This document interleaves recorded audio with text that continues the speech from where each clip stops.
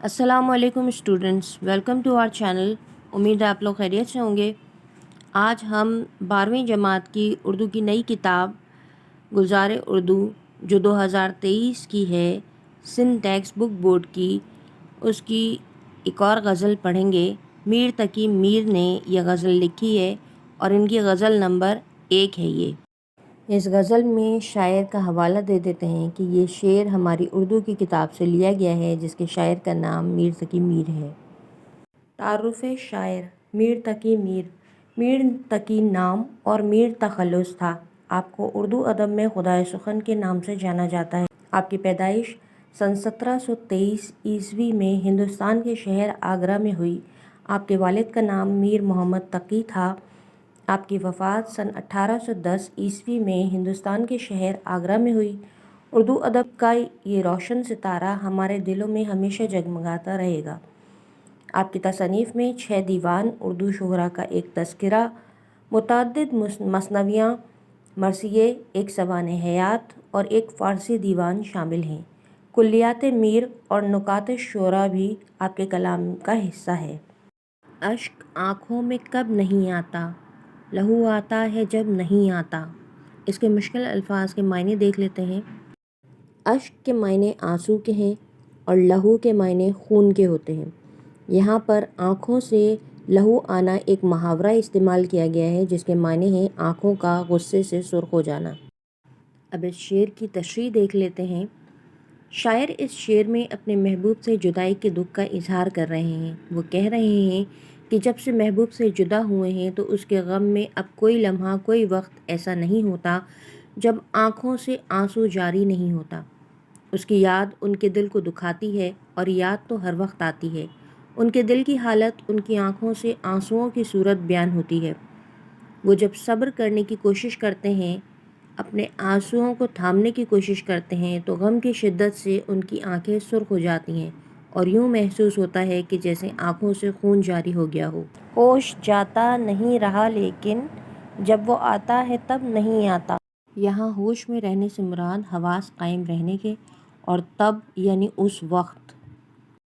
इस शेर की तशरीह है। शायर इस शेर में महबूब के सामने आने की कैफियत को बयान कर रहे हैं।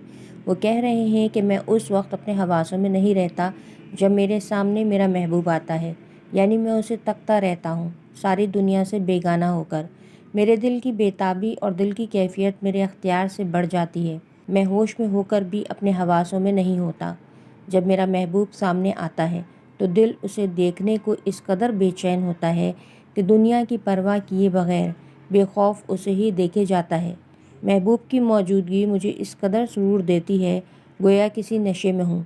ये नशा मुझे मदहोश कर देता है। सब्र था एक मोन से हिजरां, सो वो मुद्दत से अब नहीं आता। अब इस शेर के मुश्किल अल्फाज को देख लेते हैं।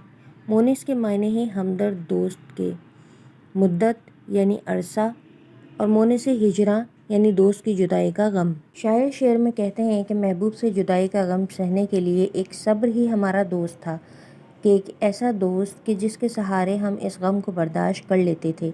लेकिन बहुत अरसा गुजर गया है, हमको सब्र भी नहीं आता। हमारे गमों ने हमें ऐसा बेबस और निढाल कर दिया है कि अब उस दुख को झेलने की बर्दाश्त ख़त्म हो गई है। दिल से रुखसत हुई कोई ख्वाहिश, गिरिया कुछ बेसबब नहीं आता।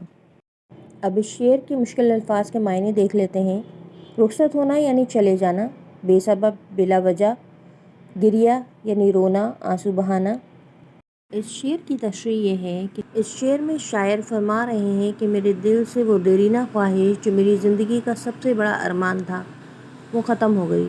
यानी महबूब को पा लेने की ख्वाहिश। हालात की सितम ज़रीफ़ी ने उन्हें ये फ़ैसला करने पर मजबूर कर दिया है कि ये अपनी इस ख्वाहिश को, इस आरज़ू को मार दें। इस ख्वाहिश के अधूरे रह जाने पर अब उनकी आँखों से आंसू बहते हैं और यही उन आंसुओं की सबसे बड़ी वजह है। ये रोना बेसबब या बिला वजह नहीं है।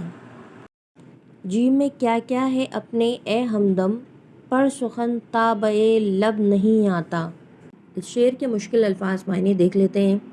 जी का मतलब है दिल, हमदम के मायने हैं दोस्त, साथी या महबूब, सुखन के मायने हैं बात और ताबा लब के मायने हैं होठों पर या ज़ुबान पर।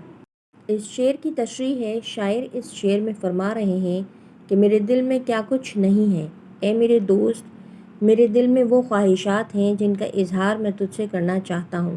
میں اپنی محبت کا اقرار کرنا چاہتا ہوں، مگر اس خوف سے کہ تو ناراض نہ ہو جائے، تیری ناراضگی کے اس خوف سے دل ڈرتا ہے۔ یہ بات میں اپنے ہونٹوں پر، اپنی زبان پر نہیں لاتا۔ اگر آپ کو ہماری ویڈیوز پسند آ رہی ہیں تو پلیز سبسکرائب کیجئے، لائک، کامنٹ اور شیئر ضرور کیجئے تاکہ دوسرے لوگوں کو بھی اس کا فائدہ ہو اور ہماری حوصلہ افزائی ہو۔ بہت شکریہ۔